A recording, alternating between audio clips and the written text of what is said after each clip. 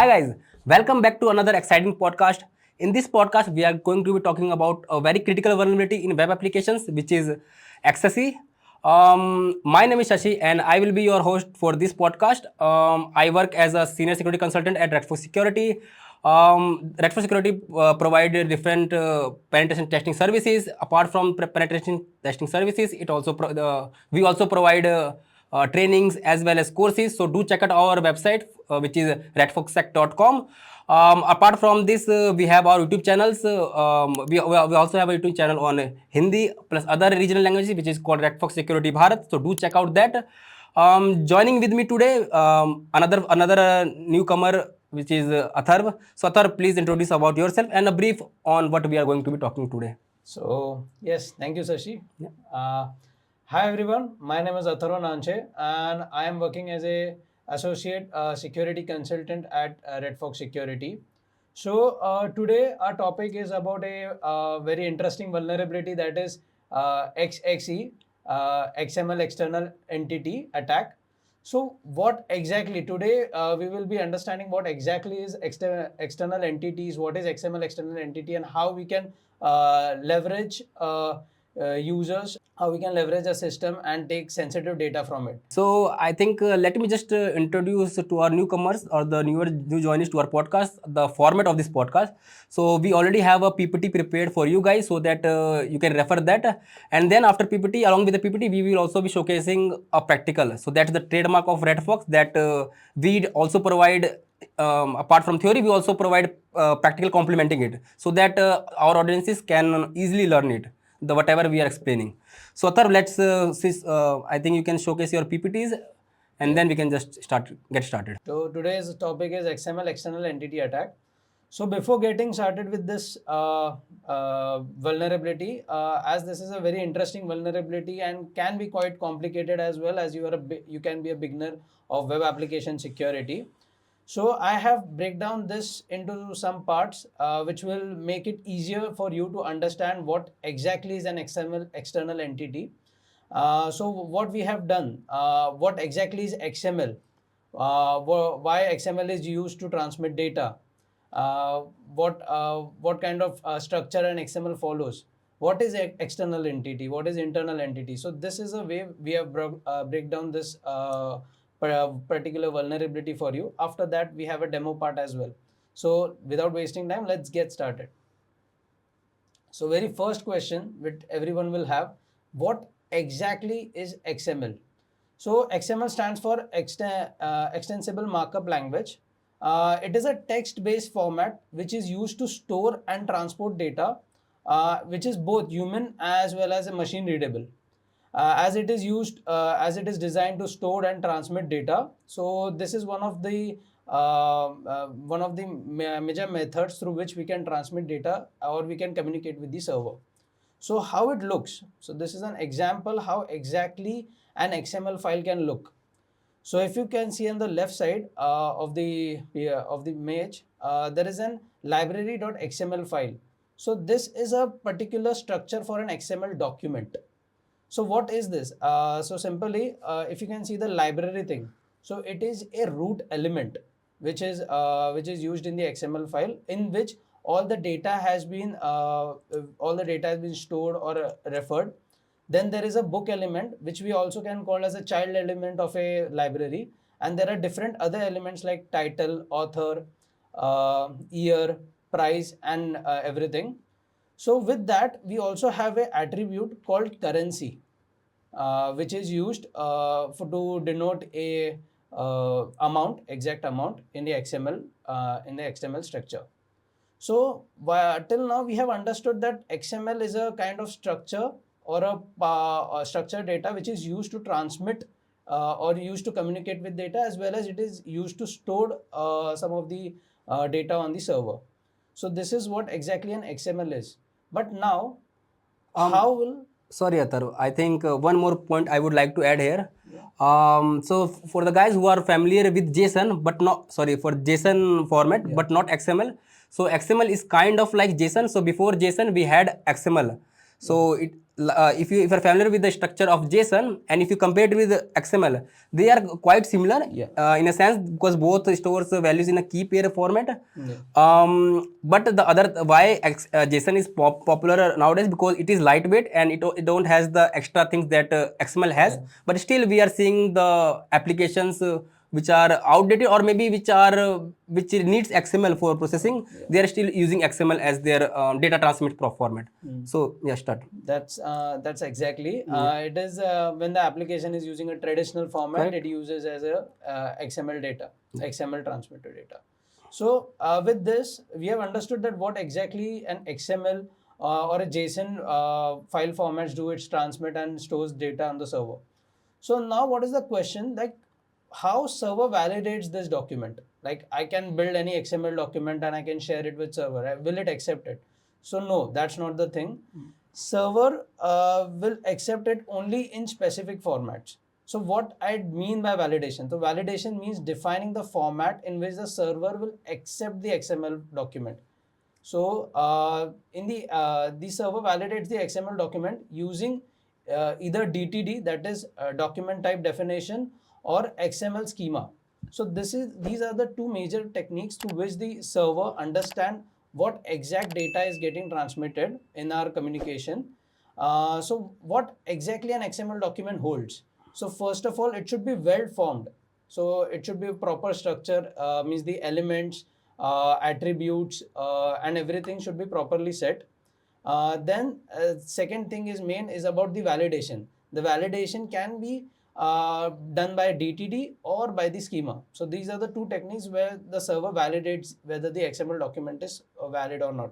So what exactly is DTD? What is exactly document type definition? So document type definition is nothing but it is a format or a structure of in which the XML transmits its data. And same goes with the schema. It is also the same thing, means like structure or a format in which the data is getting transmitted. It is an alternative for DTD. Now there might be a question like, if there is a DTD, why you are using schema? Or is like, even I was wondering that question. So what is the difference between DTD and schema? Yeah, so the main difference about the DTD and schema is like the DTD uses a traditional method in which it uses elements, attributes, and whatever components the traditional method had. Whereas in schema, it allows you to insert integers as well. Now, in DTD format, if you insert any kind of integer value, like suppose in the previous example, as I said, there was a currency thing in which the amount was mentioned. If that XML document is getting transmitted using DTD, that data will be shared in a string format. Whereas if that document is getting shared using schema, then it will be shared using integer. So the data types, so the main difference between the DTD and schema is like DTD doesn't support data types, whereas schema supports the data types. So there might be some of the issues if you use DTD for transmitting integer values. Okay, that makes sense. Okay. So further, I will just show how a DTD actually looks like. So as you can see in the figure, so there is a library.dtd file. This is an exact structure in which a DTD works. Now, what is the PC data over here? As you can see, after title, there is a called PC data. So it is also called as parse data. So whatever XML is getting, XML is transmitting, so it is getting parsed. And this parse data is always into the string format. That's why it uses a traditional method. And in the right side of the file, you can just see the XML file, which is similar to the DTD file. So like title, XML basics, and John Doe, everything has been used. Whereas in the schema part, as you can see, so there are the schema looks a kind of different and has a constructive loads, and it can be also showcased in the library.xml file. So, and the main extensions for both is like library.dtd for the DTD files, whereas the library.xsd for the schema. That's so till now what we have understood, like what exactly is XML, why XML is used to transmit data, and what server validates before accepting any kind of data in XML format. It uses DTD and schema. So till now, the basics of how the data is getting transmitted might be cleared. So we will move forward and understand what is exactly entity. As it sounds, the vulnerability sounds XML external entity. So what exactly is the entity? So an entity is an XML, is a placeholder that represents data.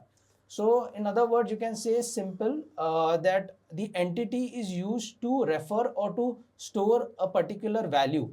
It can be a variable, it can be a file which you are using to store some kind of data. So it can be, and it will be reflected once it is referred or once it is called. So this is what is exactly an entity. There are two types of entities. One is an internal entity and one is an external entity. So what is an internal entity? So an internal entity is defined directly into the DTD and it contains actual contents that can be used in the XML document. Like suppose you are defining some kind of entity within the DTD itself, in the DTD document, and that can be referred in the XML document and it can be showcased directly. It will be more clear once we get into the practical part. So, and one more thing, what is an external entity, which our main attack is based on, that is XML external entity. So what is an external entity? The external entity calls content stored in the external files or resources. So how means it is not in the DTD itself, it is stored somewhere on the server or somewhere outside the particular file. And we are calling that file from it. So it is an external entity which we are calling. And that data is retrieved using a system keyword to specify an external resource. So from where we can call that file, so the system keyword is used to retrieve the file.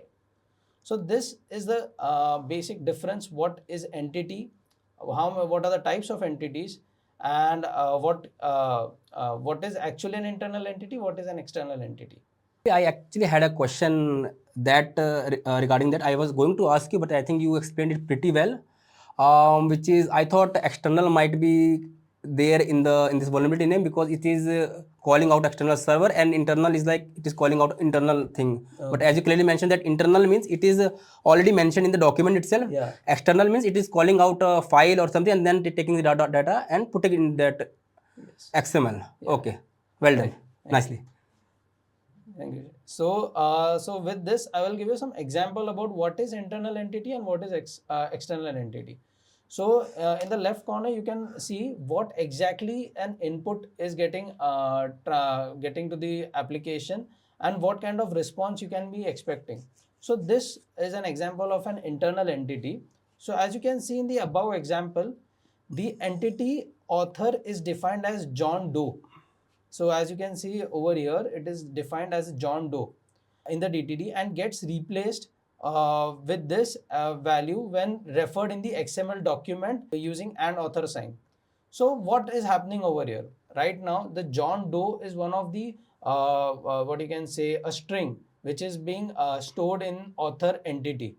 So when you call this author entity into the XML document, that is your and author sign, it will get you will get a response from a server something like that saying XML basics and John Doe direct in the author. So it is getting referred directly itself. So this is a basic example of what is internal entity. Now moving on to the external entity part. So this is an interesting thing and this is where our attack is based on. So what exactly happens over here? In the above example, the entity files uses the system keyword to call the external file data.txt. So as you can see, there is a entity, a variable defined that is file, and that is using a system keyword as well. In the internal entity, you might not be seeing this system keyword as we are not calling any file from the server, but we are only defining it or we are only storing the data over there. That's it. So system keyword is used to extract the external files stored on the server. So the content of the data.txt file, which is the external content. For example, in the data.txt file, if there is any content visible, like this is an external content, this is a text message which will be stored in data.txt. So once you retrieve that file, you will the server will showcase what exactly data you are trying to capture. So it is received and inserted in the XML document when and file, as we did in the internal entity part, where the and author was used to reflect the data. Over here, as we declare the file entity, we need to call a and file sign to execute the process and to retrieve the data. So this is a kind of example for what external entity actually is and how it works. Moving forward to little demonstrating part. So this will be a practical thing. So there will be 4 types of XXE attacks that we will demonstrate. So the first will be exploiting XXE to retrieve sensitive information from the server. Second will be blind XXE for out of band interaction. Then there will be blind XXE with out of band interaction, but with parameter entities. So what exactly is parameter entities? I will let you know when we are performing that attack. And the fourth one is exploiting XXE through image file upload. So without wasting, let's start with the practice. So over here, as you can see, our very first lab, and we are using Portspeaker Labs to demonstrate our XXE vulnerability. So the very first thing will be exploiting XXE using external entities to retrieve file. So as you can see in the lab, what is our challenge? This lab has a check stock feature that parses the XML input and returns an unexpected value in the response. So what we understood from this, that this particular lab has a check stock feature where we can insert any kind of data, or we can see what server is responding it with. So let's get started. And to solve the lab, we need to inject an XML external entity to retrieve contents like etc password, that is a password file. So now let's access the app and the practical. Okay. So our main goal over here is to exploit an XXE using external entities to retrieve files. So this is our main goal. So as we understood, this lab has a check stock feature which parses the XML input. So let's find where the check stock input is. Let's see over here. So as you can see, there is a input field check stock which parses the XML data as it said in the lab itself. So once we click on it, there is a data or a unit which is getting reflected. So now let's intercept this request using burp suit and try to exploit this vulnerability. So let's get.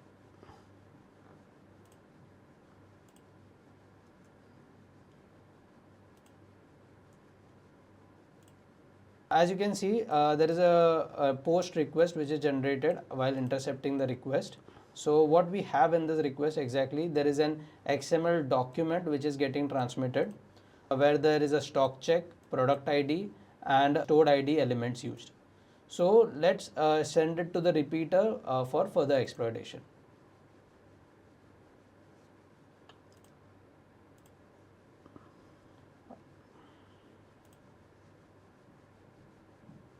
So as you see, this is the exact value which was getting reflected when we tried to check the input field.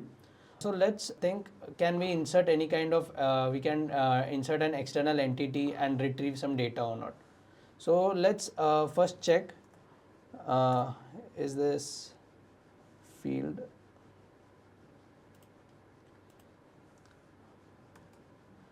We will confirm the vulnerability by inserting an internal entity first to check whether it is allowing entities to be declared or not. Okay. Let's see.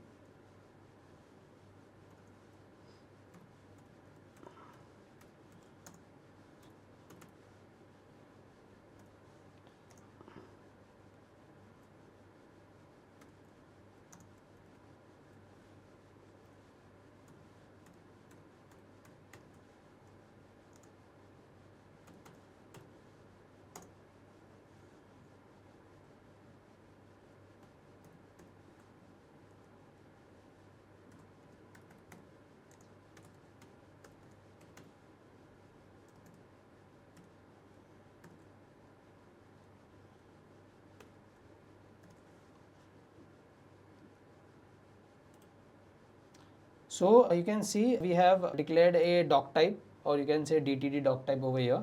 this is where we have declared our entity, that is XXE, and then in XXE we have stored a variable, or you can say some data like hello hacker. So let's call this and see if it works or not.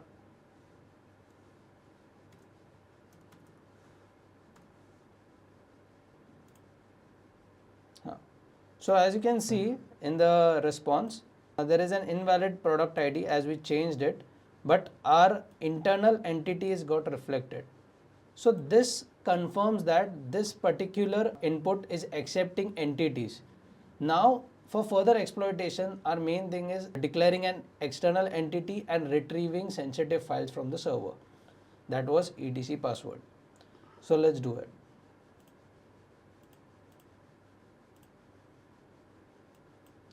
So to retrieve the file, as I said, we need to add a system keyword which will locate that file from the server. So whatever we want to retrieve, right?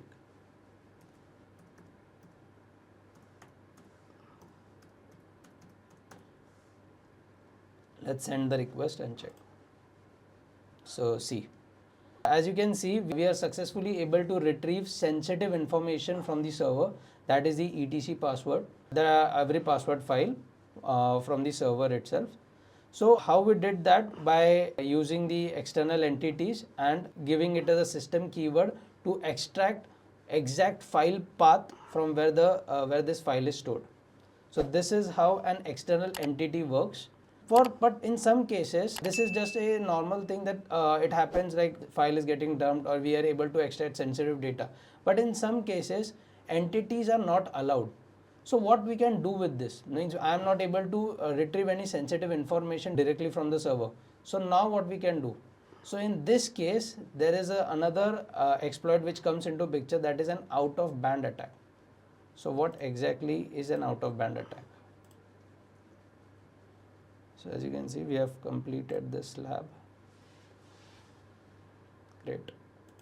Okay, so on this lab, I think I can add one more point here, that as Athar mentioned that using this vulnerability, he just retrieved the etc password file. Yeah. I'm pretty sure this XML I would say technology, or this XML structure format. Yeah, basically this XML, I would say, technology for data transmitter is used by lots of web applications. Yeah. So maybe we can, using this vulnerability, we can pull out the source code of those files, yeah, of the development code that has them. I think we can do that as well, right? Yes, yes. Not only in web applications, but all the application part. For example, in some cases, I have found these vulnerabilities in some desktop applications as well. Okay. In some web applications as well. So not limited to web, but multiple AppSec portions it covers. So on that note, another question I have is that how often this vulnerability, how popular is this vulnerability, or how often do you find it in your engagements?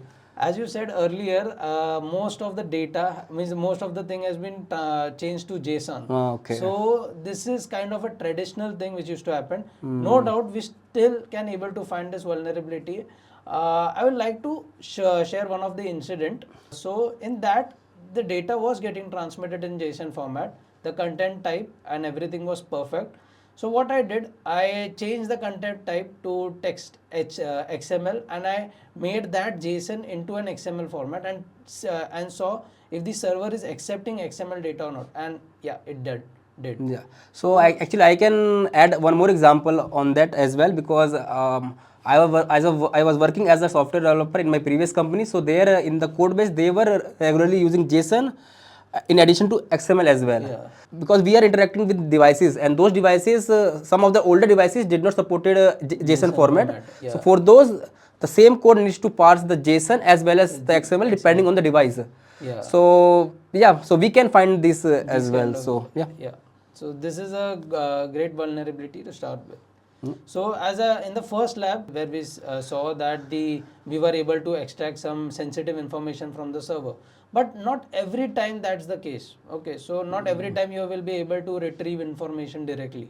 So what to do after that? So what to do when such a situation happens? So you can try different. There are more attacks which you can try. That is, one of thing is like you can try if it is communicating with your server or not. Host a server and check if it is communicating with it or not.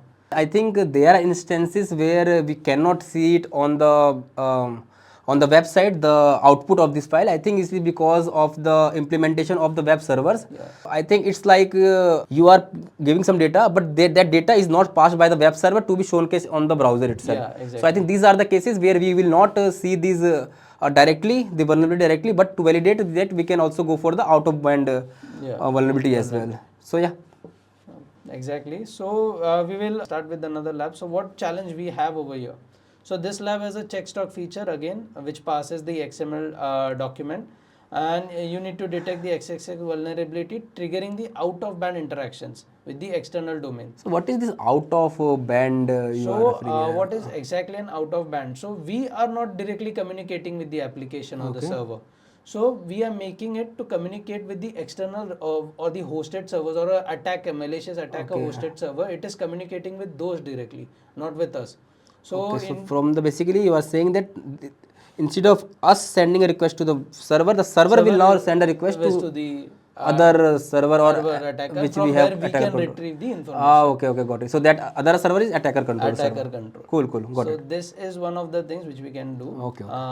So let's understand how we can do this attack. Let's access the lab.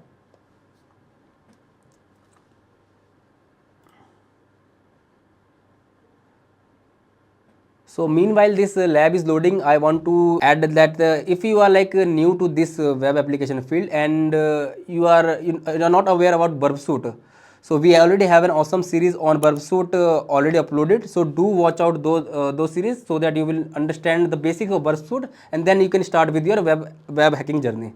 So I actually referred that as well. It was a good source to start with, and they have cleared each and every doubt about what exactly burp suite is, how it works. So it is an awesome series. You can go and watch it. yeah. So meanwhile, we have loaded a lab. So let's understand how we can interact, how we can perform an out of band interaction. So okay, as it was saying that there is a check stock functionality. Yeah, we get that. Okay. So as we did in the first lab, we will intercept this request and try to exploit it. So let's intercept the traffic.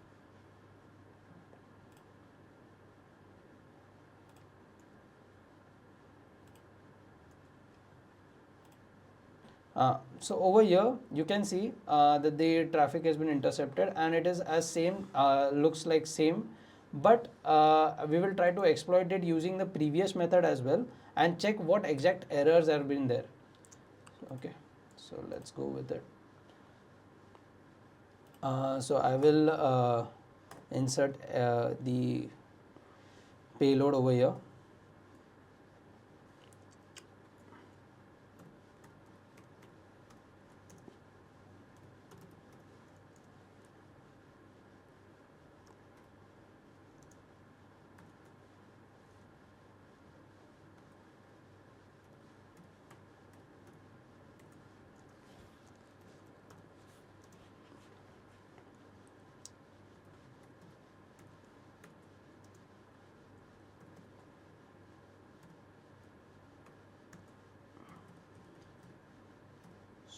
So using the system keyword, we will try to retrieve the sensitive information from the server itself.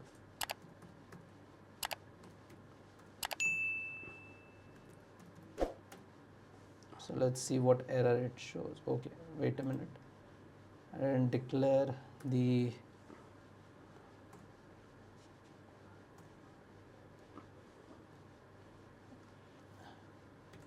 always call what entity you have declared.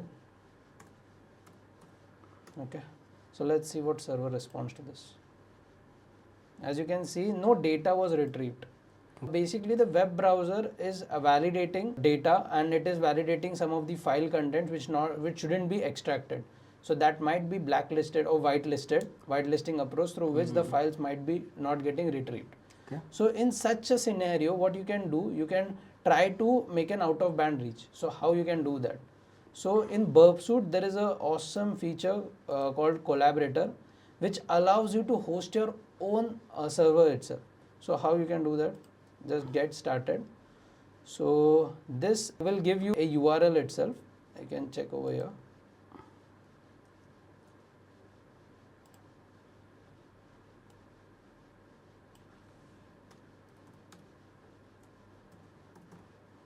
Okay, so that's the attacker controlled server, I would say. So that can be an attacker control server. Okay. So this is an example to taking a collaborator. Let's assume I have hosted a server that is in my control, and the application is vulnerable to the out of band XXE attack. Right. So I'm not able to retrieve data directly from the server, but now I am using my other server to communicate with that thing and give me data. So that's the inbuilt functionality of burp suite. Yeah. So as you can see, I have shared the data. Okay. So there is nothing visible in the response itself, though as it is whitelisted. But once we check with the collaborator part, yes. So over here, you can see the server or the vulnerable server was able to make communication with our malicious server. Okay. So this is our host, which is trying to get a GET request. So basically, what we did in this payload, we injected the doc type and it declared an entity and system. So normally we use the system to retrieve files or retrieve sensitive information from the system, but right now we are using it to make that server communicate with our vulnerable server, and it is making a GET request. It is just clicking on that HTTP and making a GET request to our server. So this is how you will be able to perform an out of band if it is not getting directly, if the files are not getting directly retrieved. So yeah, this is one of the things which you can try. Now there are other two attacks which we are going to perform. So before that, every attack have a limitation. So as you can say right now over here, I can perform an out of band attack. Okay, so I am able to perform an out of band attack. But in some cases, the application doesn't allow entities as well. Okay. So they don't allow entities to be declared in the, as you can see, there is an XXE entity which I am using over here, which is declared. Okay. So in some cases, the application won't allow you to declare such thing. Okay. So what you will do in that scenario? So we'll do it practical. Okay. The thing which I was talking about, parameter entities. Okay. So we will check this over here right now. So let's close the intercept. So yeah, we have successfully solved the lab. So that was the only goal, just to make a outbound connection, not retrieve anything. Okay. So not retrieving, we are just communicating, making a communication and showing that the server can communicate with each other. I think that's what we do in our pen tests. We use a burp as a verification method that there is a out of band request going out from the web server. Yeah, but in real cases, attacker has their own control server and they will get the response there. Yeah, exactly. Okay. Exactly. Got it. So yeah, so we have completed this lab. Let's close it. Now the another part, where we have limitations that you just talk about the parameter. Okay. Okay. So this is a third lab. As I said, the previous one has some kind of limitations. We were able to declare the entities inside the XML document. In some cases, web application won't allow you to do that. So what you can do with it? So how we can check?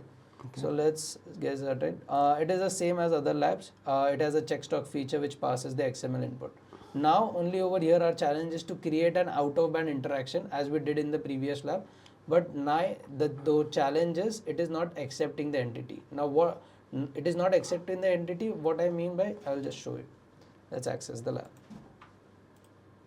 Before accessing the lab, I think meanwhile the lab is loading, I would like to share one instance where how we basically escalated this vulnerability. So what we did, like using this out of bound same, I think what we did from that system, we made out of band query to our Kali Linux attacker control system. Okay. On that we ran the responder tool.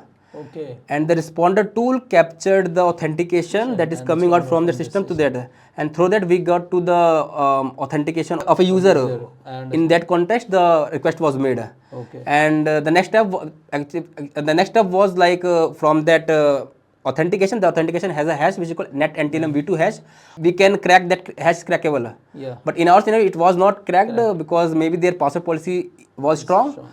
but there are scenarios where you will be able to crack the password. So whenever you see this vulnerability, maybe just start a Kali Linux server on the cloud or somewhere else, and from that system or from that vulnerability itself, make a out of band query to the server, and you might get some hashes. So that's how you can escalate. So this web application is linked to the internal engagements as well. Yes, yes, exactly. Actually, this was an awesome example. I didn't escalate it that much, but I had found this vulnerability as well. So in my case, what happened? I found an out of band interaction only. So it was simple as that. I found an out of band interaction through which I was able to dump etc shadow file. Now, what is the difference between etc password and shadow? There is a just simple difference. If you have an escalated privilege on the OS system, then you are able to dump shadow, and if you don't, then you can dump other files. So maybe that application was running in the context of root user. Yeah, that's why you were able to get that shadow etc shadow file, which normal user cannot do that. Yeah, exactly. Cool. So yeah, let's move on to the. I think the lab is loaded. Okay. We just started with our thing. So let's get started. As the lab said, there is a check stock feature and which will be vulnerable. Okay. So as we did before, let's intercept it and exploit. That's what we do. Exploit. Yeah. So let's send this request to repeater for further exploitation.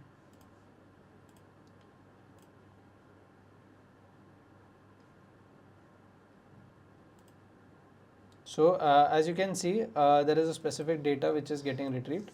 So in the previous lab, as I said, the out of band interaction was there. But there is a challenge over here. Over here as well, we need to perform an out of band interaction. But this particular application is right now restricting us from declaring entities within the XML document. Now, what I mean by within the XML document, I will just demo that. Yeah. So now I will insert my payload over here. So again, the same steps, you are basically declaring the payload there. Yeah. And then you using the system function or functionality, I would say, to call the to make a out of band request. Yeah, exactly. But this time we are having some changes. So parameterized. There is a parameter entities which will Oh, be so now we are going to use parameter entities because maybe the application is blocking the normal declaration type. I will insert the previous code, previous payload, and what error exactly the application shows, I will let you know, and then we will exploit it. So I think the error might be different based on the application's code. So sometimes you might see some other error, sometimes I think you might see some other error. Okay, got it. that's the thing. But if there is an error, then there is an indication of something. Yeah, absolutely. So we are looking for that eagerly. Okay.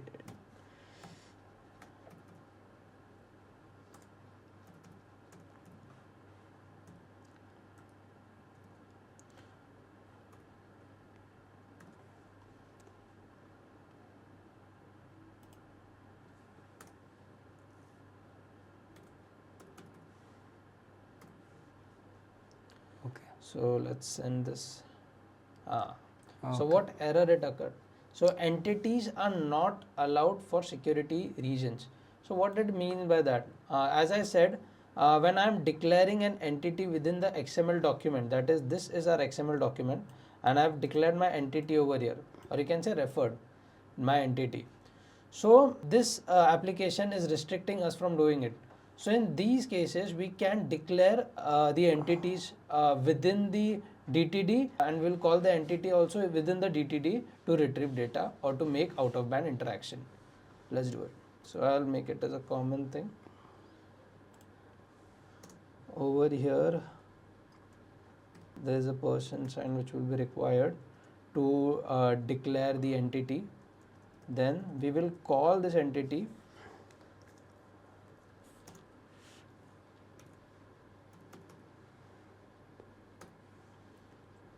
over here, and as the lab said, we need to perform an out of band interaction to complete it. So let's host our collaborator server and do an out of band interaction.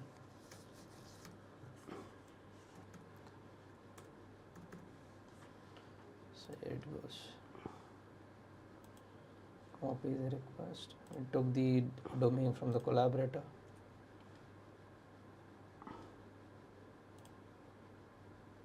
So as you can see, there is another error which is which this web application is saying, like XML parsing error, means the data is accepted, it is not able to parse that data, Okay. but it is accepted.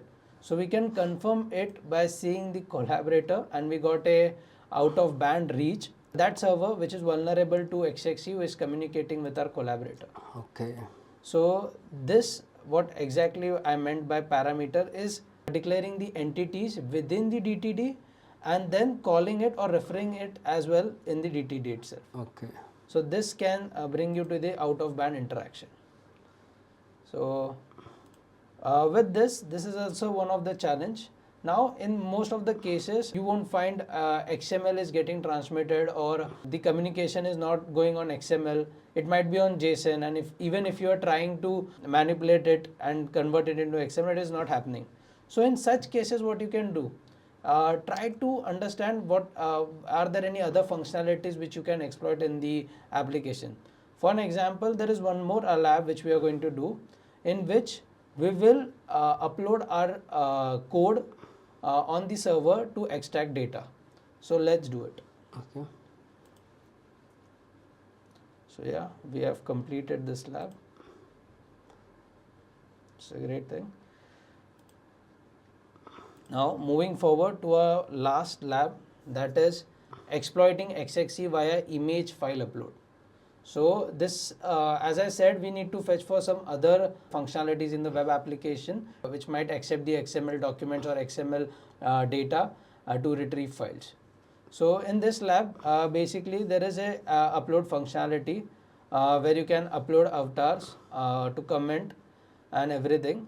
So while uploading the file, our task is to retrieve a sensitive information or sensitive file from the server, that is etc hostname.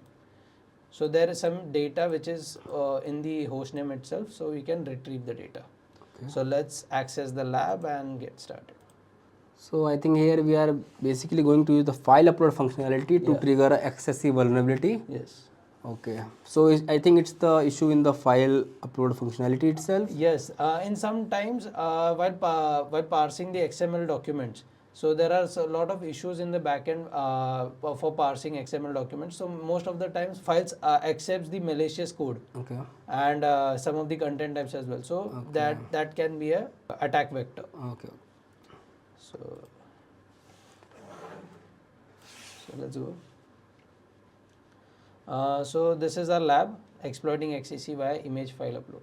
So even though if it says that it is accepting image files, let's see if there are any other chances we can do. So I have opened a blog, and while reading the content, I came across a file upload functionality. Okay. So so we will try to import some files and check what kind of server responds to it.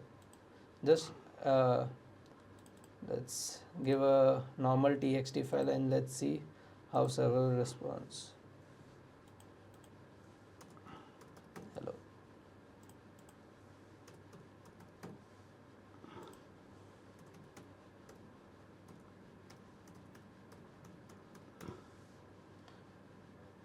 So let's post the comment and see what. That's a dummy email, or that email you have it? That is a kind of dummy email. Okay, which I think if you have it, I think it will sell in. So exactly, the price will be very high for that email. Yeah, I agree. hack@gmail.com. So that's the reason I am using a dummy email. That's a dummy email. Okay. Yeah, exactly. I hope no one owns that, and this website not sending the email to that person who is having this email. No, it won't do. It is a dummy one. So okay, so as you can see, there is it is required an avatar file must be in an image. So there is the avatar file which we are trying to upload. It must be an image file. Okay. It can be JPG, JPEG, PNG, anything regarding to the image file uploads. So let's try to upload a normal image file and check how the data is getting how it is getting uploaded and how we can reflect it. So let's try to upload one more file. I will view the post again. So this is a dummy email again, guys. So hack.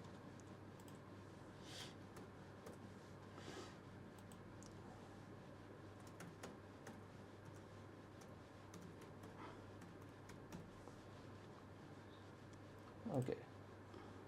So let's. This is a plain file. It doesn't have any malicious code. So let's see how we can upload this file and how it is reflected. So thank you for your comment. Comment has been submitted. So let's check if a file has got uploaded. Okay. Yeah, as you can see here, hack. That file has been got submitted.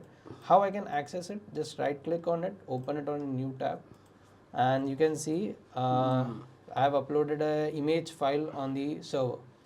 So now as we understood that there is a file upload functionality and that might be vulnerable to XXE attack. So we need to build a payload, or we need to generate a file which can exploit that vulnerability and retrieve sensitive information, that is the etc hostname, that is the final aim of this lab. So how we can do that? So for it, I have prepared a file. I'll just let you know. So basically this is the file content which we will be using to exploit the data to retrieve the file. So as you can see, there is an XML version. That means our normal XML files, how it is standardized and how it is validated. We have inserted a payload over here. Right now I have inserted password. Let's change it to host name, as we required a host name to complete the lab. Okay. And then I gave an SVG width, height, and some of the information through which I can build an image file to retrieve the information. Okay. And at the end, where I have declared the XXE, I have called it within the XML file itself. Okay. So now I have saved this, and I am using a SVG file to upload on the server to retrieve the information. So most of the time you can try to access, you can use another file types as well, PNG, JPEG, but most of the time I rely on XML and SVG files. So let's do it. So let's upload a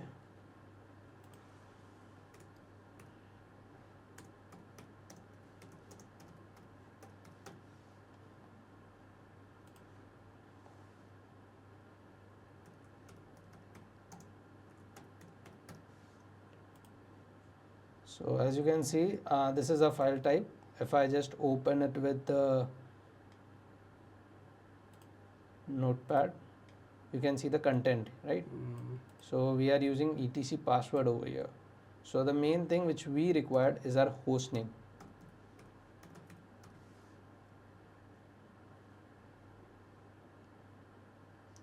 Okay, let's save this file. Let's upload it. Okay, and yeah, a dummy email.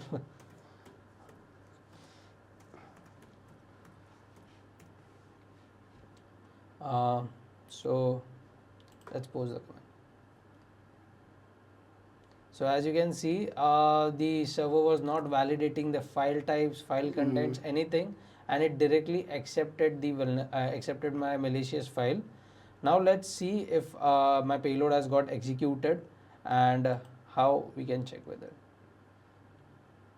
So yes, this is our hello admin, you are hacked, our vulnerability. So if I open this file, you can see a data over here. So that's, I'm guessing, the host name of the system. Yeah, so that is particularly the host name of the system. That's the objective of this lab as well. Yeah, exactly. So that is one of our objectives. So once we enter this into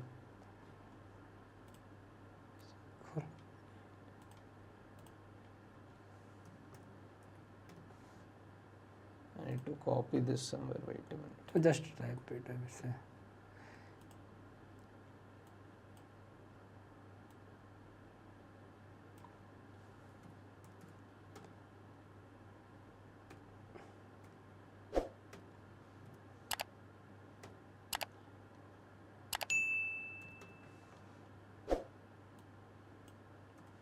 So let's submit the solution. Bingo. Okay. So with this, not only etc hostname but different malicious file from the server can be retrieved. As I shown earlier, the password file or other files can be retrieved. So not only the XXE vulnerability was exploited over here, but there is a file upload functionality which was vulnerable for it. So that was also exploited. So this is a total understanding about how XXE works and how we can exploit it to retrieve data from it. Now moving to the impacts part. So with this we have completed the demo part. Now what is the impact of XXE? As you can see, we are able to we are able to retrieve sensitive information from the server. So attackers might retrieve confidential files, servers such as credential files, etc password, anything. Then they can also perform denial of service, that is a DOS attack, by a lot of malicious payload on the server and causing a performance issue kind of thing. We can also do an server-side request forgery, which in what happens in SSRF, server-side request forgery, we are making that vulnerable server to fetch information from different resources, from internal or external resources. So that is how we can do an SSRF as well. And the out of the band exfiltration, so we know we did that in the lab. And in the last which we did, that is the file upload functionality, it was same as the code execution, that is the remote code execution on the server and retrieving files. So this is a basic impact about what an XXE does. So with the impact, we should also know what are the preventions for this. So yeah, we understood, we exploited. Now how we can prevent this? So very basic understanding that how we can prevent XXE is the first is like input validation. Now what do you mean by validation? So there should be a client side and server side validation. Majorly on the server side. So whatever malicious input is getting transmitted from the client side, it should the server should validate it, and its server should only accept the legitimate data and should restrict the malicious XXE payloads. We can also implement a WAF, which will by default block some of the known XXE attacks. The second and the most safest way to prevent XXE is to disable DTDs to use external entities. Means right now, as you can say, the complete XXE vulnerability was on the external entities, which was triggering the external entities. So just means disable DTDs to use those external entities. And how we can do that? It depends on the parser, means depends on what exactly programming language at the end you are using. So it depends on the parser. So there is a small example down here, that is a factory set feature, Apache XML feature, disallow doc type. So this feature might works in Java file. For other file types, you can refer to this. This is the wonderful cheat sheet for preventing XML external entity attacks. So what is this cheat sheet? This is just from our standard, that is the OWASP top 10 standard. So they have provided an awesome checklist through which we can mitigate XXE attacks. So yes, so that's where you can check with what programming language you are using and how you can mitigate this attack. So I think we are nearing our end of this podcast. So I have one question. So where does this stands in the OWASP top 10 list? This XXE vulnerability. So in the OWASP top 10, there is a place called security misconfiguration, that is a A5 category. Okay. So basically XXE vulnerabilities go with the security misconfiguration parts. Okay. So you are using XML data, you have not configured it properly, the parser is not configured, because of which we are able to retrieve data. Okay, so it is now in a category of OWASP top 10. Yeah. Exactly. Okay, so amazing podcast again that we have delivered here. Yeah, I think just to summarize what Atharva explained in this podcast. So first he explained the very basics of what is XML. Then he explained how this vulnerability came into the picture, which is XSE. Then he showed us 4 different types of attack vectors where we can exploit XSE. And then we saw the impacts of this vulnerability, and then finally the prevention. So I think even I had some questions regarding the XXE vulnerability. I think you have pretty much cleared all my doubts as well, and I believe that our audience's doubt will also be cleared, and they will learn this when they will learn this vulnerability. So yeah, guys, if you like this video, do hit the like button and subscribe to our YouTube channel. We have, as I said, we have another channel which is in regional languages, which is Redfox Security Bharat. Apart from that, an exciting news is that we are selected for Black Hat Asia 2025 for the Chief of Forensic training. If you are really interested in that, do check out the Black Hat page as well as our page. And the final disclaimer I would like to give my audience is that whatever techniques and whatever tools or anything that he has shown in this podcast, so please, when you are using these techniques, please use the proper authorizations before performing this attack. Otherwise, you are going to be in problem. Or if you want to practice it, maybe use burp suit, sorry, the port figures labs for practice, or maybe your another internal lab that you want to practice on. So yeah, guys, beware about the complications of such activity. Yeah. And yeah, I think you really liked the podcast. Yeah, thank you, guys.